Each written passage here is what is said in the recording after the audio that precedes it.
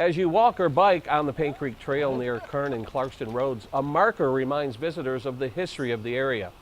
One of Lake Orion's first sawmills was built on the site in 1825 to cut lumber and to ground wheat into flour. A decade later, several additional buildings were constructed. In 1865, it was purchased by Robert G. Rudd and became Rudd's Mill. The buildings were demolished in 1926, and the creek dam was destroyed during a storm in 1946. The remains of the dam sat in Paint Creek for decades. The large concrete slabs became a hangout for teens who covered them with graffiti.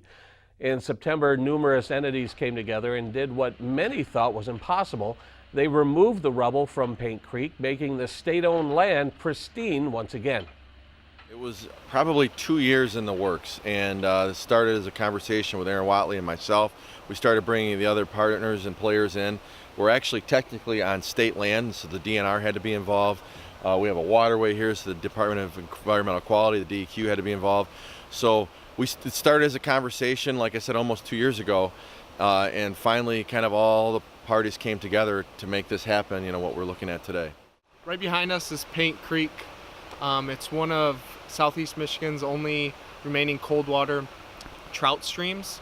We've been to this site, the Clinton River Watershed Council, among other partners, Trout Unlimited, Orion Township, others that have done cleanups throughout the years here and gave a lot of attention to picking up.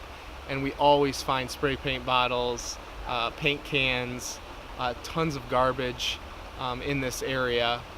And it's just really kind of sad to see within such a nice stream and rare resource that we have those type of impacts still, and people leaving the paint cans and then the years of paint on those rocks themselves, and what's that doing to the watershed. Surprisingly, once it was announced that the debris had been removed by Superior Excavating, many people in the community responded with outrage, claiming the parties involved had destroyed history and even called the profanity-covered concrete art. Certainly you're going to get contaminants from paint that are leaching into the water and can have an effect on fish, both causing issues with reproduction or anything like that. So over a long period of time, with continual leaching of those contaminants, they could certainly have effects on the population. I understand this was an area that they were very passionate about. I grew up in Lake Orion. I went to Lake Orion High School. I have ties with down here as well. I didn't come down here and spray paint and do all the other things like some people do, but I still have ties with it. And I understand you're passionate, but it's an environmental hazard and concern that we needed to address, not just for one person, but for the masses.